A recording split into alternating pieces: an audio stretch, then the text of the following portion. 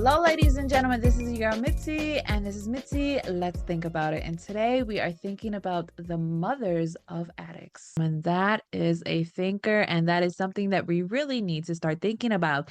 So, luckily, I have Lisa here who's going to really help us think about this in a whole new way to hopefully shine a light into this dark topic that a lot of people may have some misconceptions on.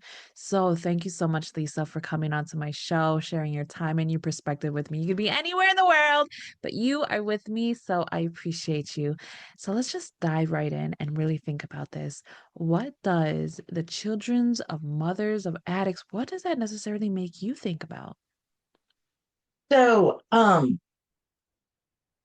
it is actually the opposite. It's the mothers of addicts. So Oh, we're gonna dive into the mothers of addicts. So, and they're together, right? You can't completely separate them. And I think this is one of the things that's the most difficult of addiction in general is when there is a mother who has a child who then has an addiction issue. That mother, for most cases, um, ends up falling into just as much trauma and mental distress as their child who is now struggling with addiction, of course. We have this huge bond. And I'm speaking of this from experience. My daughter is struggling with it, has struggled with addiction off and on for over 20 years. And so, it is a path that is just riddled with so many struggles with shame, guilt, self abandonment, um, really like falling into a what I would call I was addicted to my daughter. I was addicted to her. I was addicted to where is she? What is she doing? Is she okay? All of these things, right? You become addicted to that and you abandon yourself. You abandon your path. And God has a path for me. And when I'm not following that path, I'm things just get more and more difficult until, you know, you just go, okay, I have to look at this differently. And usually things, for me, it was the way things happened. So I started to realize I needed to uh, create some boundaries. And as I dived into that, I realized what I call when I'm working with mothers of addicts, what I call the four sisters. It is boundaries, standards, values, personal power. And if any one of those things are not in coherence, they all fall. yeah. So if you don't have a boundary, you're going to lower your standards. There go your values. There goes your personal power. And so as you fall into that, you are going to fall into a drama triangle. And that drama triangle gets us sucked in. And a lot of times we don't even realize that's what's happening Yeah. until we have a major life event happen. Maybe we get sick. Yeah. That child, for me, it was my daughter going to prison. When she went to prison for Yeah. the addiction, a lot of times you are it's the nefarious activities that go along with addiction, right? And it gave me space. And before her prison time was when I started to put up boundaries. And I really started to realize I am part of this problem in the fact that I abandoned myself so long that I had lost sight of who I was. I was just her mother. I no Yeah. longer had an identity. And then going through that in my late 40s was even more difficult and it cost me a lot. It cost me a marriage. It cost me friends. It cost me um uh health challenges that were overcome. But at the time, everything crumbled. And as everything crumbled, like a forest fire. When we have a forest fire, the whole landscape is gone. Now there's a chance for rebirth. And that is where I got to show up differently. Yeah. And by showing up differently, I was actually, as I went along this journey, I realized I was showing her how to treat herself. And when I started treating myself better, I noticed she started to treat herself better. Yeah. And things just evolved and changed and got better and better and better.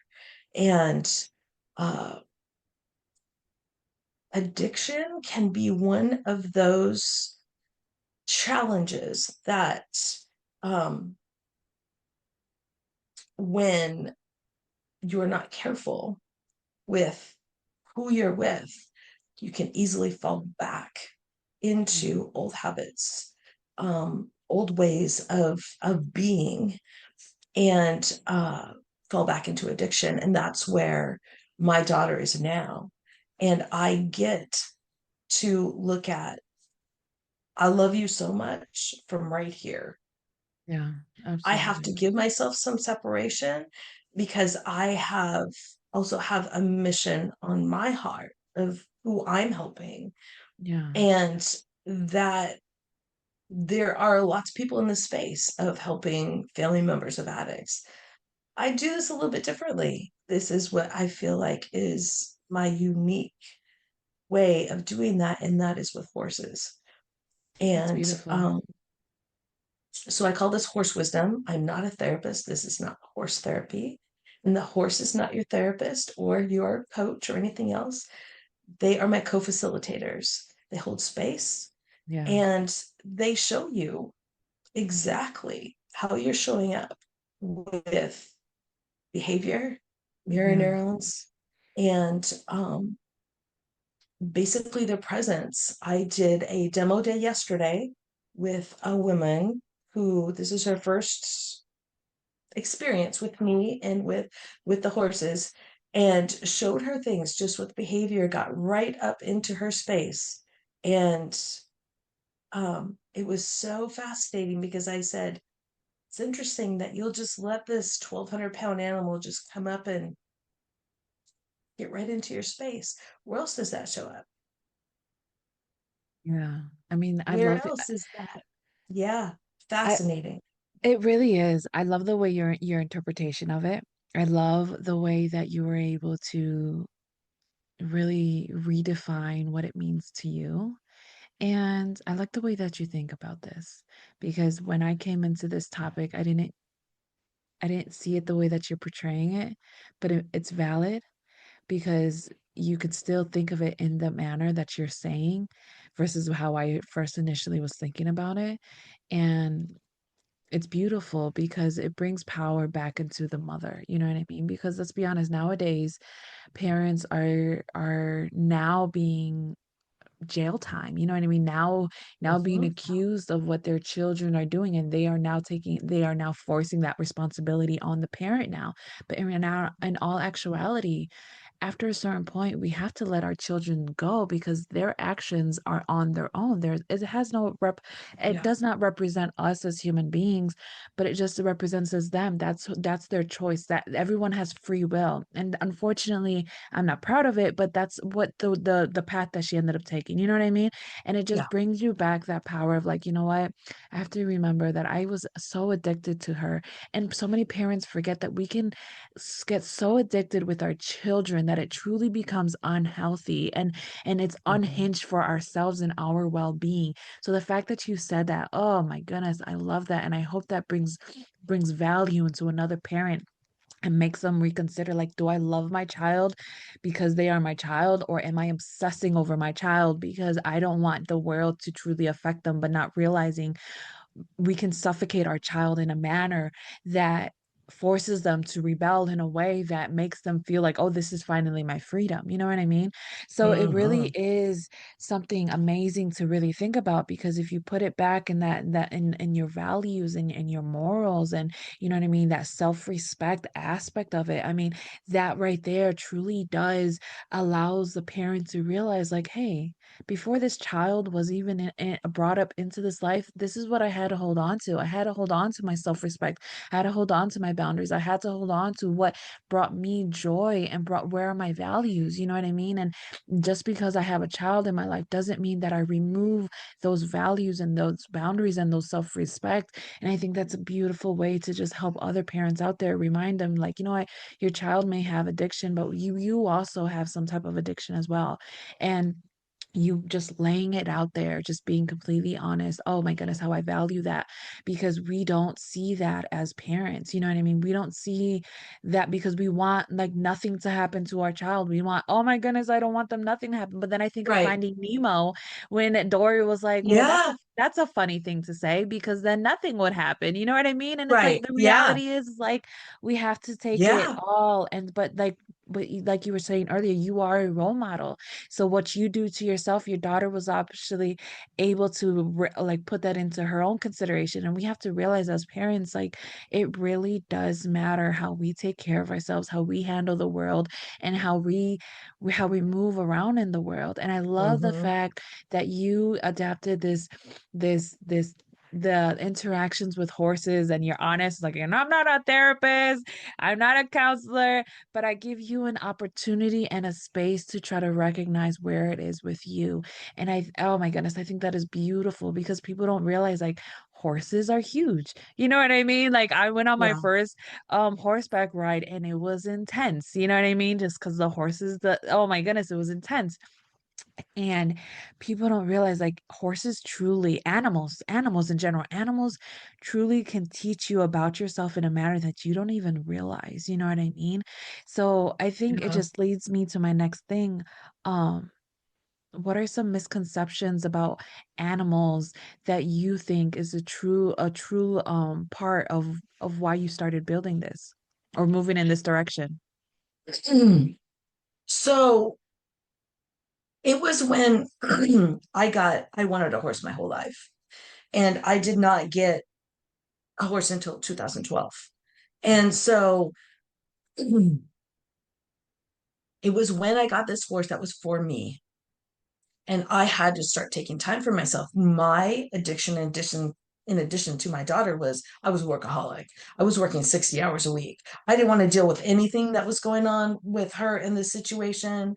And of course, what you resist persists, right? So that continually in my network of this drama triangle, all of this, I just wanted it to all go away. And of course, I need to truly look at it. I love that saying, what you resist persists, what you truly look at disappears because you've accepted that it doesn't, there's no more resistance. So I'm not looking that big part of my problem is working 60 hours a week. And so as I started bought this horse, now I have to take time for myself. I need to take care of this horse. And the more I showed up for myself, the more I did that, the more grounded I got into being with her, the more I realized this was my missing piece. This is what I truly needed. And then as I became a coach, I was a massage therapist and am still a massage therapist for many, many years, over 25 years now, and realized that this was a big piece of what I was missing. And I'm going, oh, it's the being grounded, yes, but there's a magic that happens with horses on the ground or riding, but on the ground especially, where when we're grounded with the horse, they come up to us and want to interact with us. They're drawn to us. The more grounded you are, the more grounded, the more they're drawn to you in a really healthy way, like coming right up to you but giving you your personal space and holding space for you to be here. When you're not grounded, you're in your head, they'll come over and just push you, run into you because they want you to be here. And the fact that a horse even wants to be anywhere near us is part of the amazing part because they're a prey animal. Their first defense is run away. So the Yeah. fact that they want to be with us is huge. And horses have been used for thousands of years for this type of work.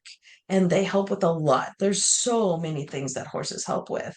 And a big part of that is being present, being, how can you regulate your nervous system? Because a dysregulated nervous system is going to bring you more and more stress, more and more being in your head. And so teaching people how to do this in a really different way, in the fact that the horse is letting you know this without, there's no words. This is all Right. nonverbal communication. And that nonverbal communication can't be denied. I've had people say, I have to put this down. This isn't mine. I have to let it go. And you had mentioned letting go. This is one of the hardest parts of being a parent in general. Yeah. Just being a parent is the letting go. The first day of school, they're driving, they're moving out, they're going to college, all of those things. And then you add something like addiction and you desperately want to save them. And it you can't save someone who isn't willing to participate in their own rescue. Yeah, exactly. Oh, I love And that. so that letting go is not something you're supposed to do by yourself.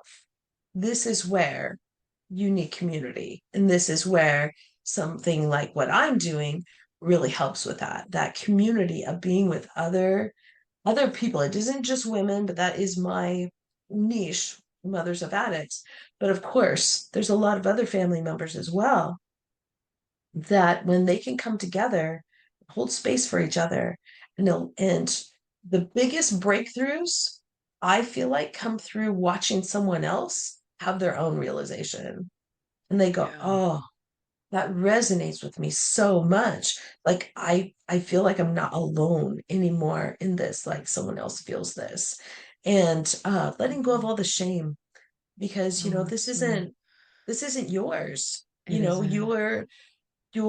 I would say one of the things, a couple of things that I had the hardest time with was the realization that me trying to save my daughter from her path, I'm doing God's work.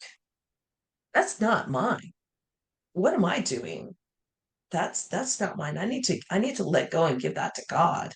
Yeah. And the second part is being in love with their potential and not who they really are. Ooh, Lisa, you dropped the bomb right there because, ladies and gentlemen, if you get anything out of it, just that right there is already a bomb of knowledge because oh my goodness, as parents and as just individuals, we can fall in love with somebody's potential because we can see something out of somebody that they can't even see themselves. And that's a dangerous waters that we are in. And we need to be aware of that because we cannot fall in love and hold on to potential because it's like you said earlier, that is God's work. That is God's job. And who are we to step into God's way? We are not, we are nobody to step into God's way. If God asks us to say something, that God asks us to do something, then we do our part when it's meant to be done. But Yeah, other than that, we step out because we will either hinder it, mess things up, cause a worse reaction. Like we don't know what God has to put every single person in on this earth to go through to develop the context, to develop the character, to develop the personality that he needs so that he can show that I this is my glory. This is my work. right. This is my hand Yeah, in this situation. You know what I mean? And people don't realize that. You know what I mean? We don't see where God is trying to work because we're so focused and we have like tunnel vision or we have like blinders right. on. You know what I mean? Like we get so distracted. And it's like we need to remember that we can only do the best that we can in our own ability. You know what I mean? And enabling them is not helpful. You know what I mean? It's not helpful for ourselves because we put so much guilt, we put so much pressure. Like, oh, we're supposed to do this.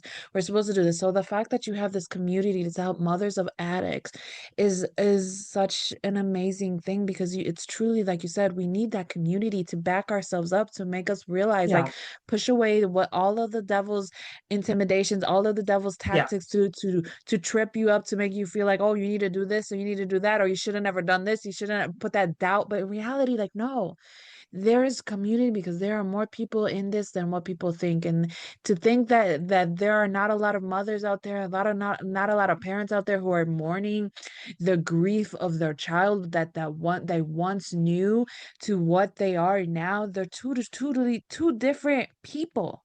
For what we know them as Yep. a child versus what they are as an adult, and the actions that they choose because they think that's right. Okay, if you want to snort coke all day every day and don't think that nothing's a problem, okay, then go ahead and do it. But that's not going to happen in my house. That's not going to happen in my Yeah. environment. You have the right to put your foot down because you have the right to have that peace around you. And it's like you were talking about earlier, those horses know, animals know when somebody's grounded or not. There is this sense of this emotional, spiritual Right. intelligence with animals that they just automatically know a good person, who has a good heart and who doesn't. Because like you said, they're prey animals.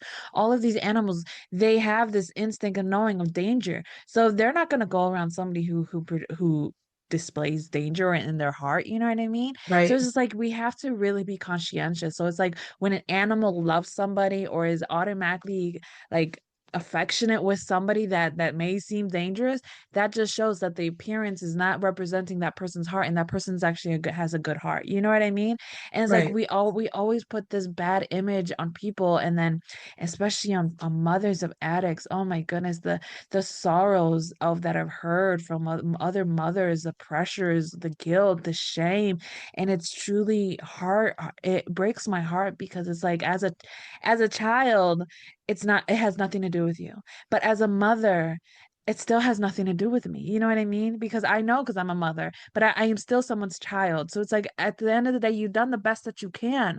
So because you've done the Right. best that you can, hold on to that. You know what I mean? Because you only are learning from what you were given and what you were taught. You know what I mean? So because of that, have more compassion on yourself as a mother. We are Yeah. doing the best that we can. Oh my goodness. And it sucks because time is catching up to us, Lisa. And I feel like we could keep talking about this down this rabbit hole in so many different directions. It's truly sad. But what can be some lasting words that you can leave us off with to keep on thinking? Oh, oh, there's so many. I know. I think one of the things that to remember as being a mother of an addict is that if you know someone who's walking this path, if you can't hold space and be connected with them, get them somewhere where they can. Because this path is really not just lonely, it's really difficult. There's a lot of times we're grieving someone that's still here. And that that grieving needs support, right? In a way to where there's no judgment, there's no, and when you have a community and then you have these beautiful animals that just hold space for you and allow you to be where you are with no judgment, there's no judgment. I'm not judging you, I'm just showing you where you are. This is where you are. If you want something different, step into that, feel into that, be embodied, be in your body, and ask how this is happening for me, not happening to me. How is this happening for me? um you maybe have a mission on your heart that God is calling you to, and this is not to say that you're giving up on your child ever. It's just don't give up on yourself, because that is where you can get really lost. And 2 years ago, 50% of the American public had a direct family member affected, or direct person affected by addiction. 50% the population of the United States. So that's huge. You think you don't know somebody? You do. Absolutely. Yeah. There's so many people who are in denial, so many people who are covering this up, throwing it in the closet, acting like, oh, my child is this, my child is that. But people don't realize there are so many functioning addicts out there, Yeah. functioning addicts that still pay their bills, still manage a job, but on the weekends or as soon as they clock out, they are getting higher than the moon because Yeah. that is the way that they cope with the world because they have learned to repress all of their emotions, and they just go by skating by, not even knowing. And then when we find out, oh, they overdose, it's like, oh, not my child. I would never, no, that would never happen. Like, we have to be honest, we have to be Yeah. real, and we have to have these hard conversations without judgment, without Yeah. judgment. Oh my goodness. Yeah. Because that's what truly pushes people away, is when they sense that judgment. Like, we have to have that compassion, we have to have that empathy, because if we don't have empathy and we don't have compassion, then that automatically leads to arrogancy, and that automatically leads to judgment.